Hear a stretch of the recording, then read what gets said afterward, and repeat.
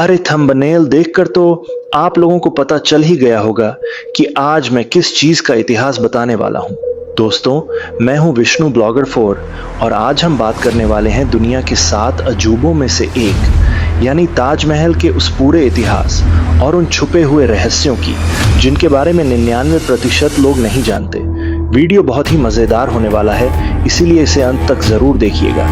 तो चलिए कहानी की शुरुआत करते हैं उस दौर से जब भारत में मुगल सल्तनत अपने चरम पर थी। शाहजहां, जो अपनी बेहतरीन वास्तुकला और इमारतों के शौक के लिए जाना जाता था, उसने अपनी बेगम मुमताज़ महल की याद में इस बेमिसाल इमारत को बनवाने का फैसला किया था।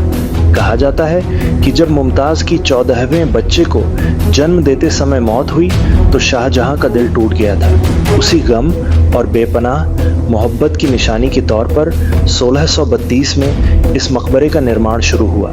इसको बनाने के लिए देश विदेश से कारीगर बुलाए गए। मकराना का सफ़ेद संगमरमर इस्तेमाल हुआ और उस्ताद अहमद लाहौरी की देखरेख में हज़ारों मजदूरों ने दिन रात मेहनत करके इसे एक ऐसा रूप दिया जिसे देखकर आज भी दुनिया दंग रह जाती है। लेकिन रुकिए, क्या आप जानते हैं कि ताजमहल जितना खूबसूरत ऊपर से दिखता है, उसके अंदर और उसके इतिहास में उतने ही बड़े डार्क सीक्रेट्स भी दबे हुए हैं। सबसे पहला और चौंकाने वाला सच तो यह है कि शाहजहां सिर्फ यही एक सफ़ेद ताजमहल बनवाकर शांत नहीं बैठना चाहता था। इतिहास के पन्नों को पलटें तो पता चलता है कि शाहजहां यमुना नदी के ठीक दूसरी तरफ यानी मेहताब बाग की तरफ अपने लिए एक काला ताजमहल, ब्लैक ताजमहल बनवाना चाहता था। उसका प्लान था कि वह खुद के लिए काले संगमरमर का ऐसा ही एक मकबरा बनवाएगा और दोनों के बीच में एक संगमरमर का पुल भी बनाएगा। लेकिन अफसोस, उसका यह सपना अधूरा ही रह गया। इतिहासकार मानते हैं कि शाहजहां के बेटे औरंगजेब ने गद्दी हासिल करने के लिए अपने ही पिता को आगरा के किले में नज़रबंद कर दिया और इस तरह काले ताजमहल का वह प्लान सिर्फ एक सपना बनकर रह गया। अब ज़रा बात करते हैं इसकी बनावट की, जिसे लेकर आज भी बड़े बड़े इंजीनियर हैरान हैं। आपको जानकर हैरानी होगी कि ताजमहल की नींव फाउंडेशन में कोई आम ईंटें या पत्थर इस्तेमाल नहीं किए गए हैं। इसकी पूरी इमारत लकड़ी के विशालकाय लट्ठों यानी पिलर्स पर टिकी हुई है। जी हाँ, अबनूस, एबोनी और दूसरे मजबूत प्रकार की लकड़ी के वे लट्ठे हैं जिन्हें हमेशा नमी की ज़रूरत होती है। अब सवाल ये आता है कि इतनी सूखी ज़मीन पर उस लकड़ी को नमी कहाँ से मिलती है? तो इसका जवाब है यमुना नदी का पानी। यमुना नदी का पानी ही उन लकड़ियों को गीला रखता है जिससे वे मजबूत बनी हुई हैं।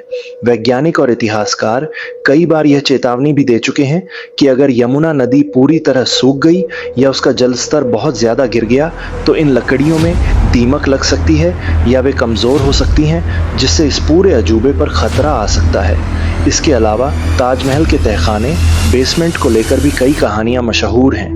आज भी कई कमरे ऐसे हैं जिन्हें हमेशा के लिए बंद या सील कर दिया गया है। लोगों का मानना है कि उन बंद कमरों के पीछे शाहजहां और मुमताज़ के असली मकबरे से जुड़े कुछ गुप्त रास्ते या इतिहास के अनसुलझे दस्तावेज मौजूद हैं जिन्हें आम जनता के लिए कभी नहीं खोला जाता।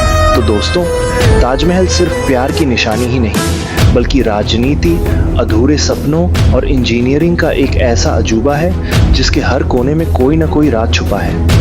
आपको ताजमहल के बारे में ये पूरी जानकारी कैसी लगी? नीचे कमेंट करके ज़रूर बताना और अगर वीडियो पसंद आया हो तो लाइक करना मत भूलना। ऐसे ही और भी दिलचस्प इतिहास और व्लॉग्स के लिए अभी सब्सक्राइब करें विष्णु ब्लॉगर 4। मिलते हैं बहुत जल्द एक नए वीडियो में। तब तक के लिए अपना ख्याल रखिएगा। Bye bye. Subscribe my YouTube channel. Press the bell icon, select all for more videos.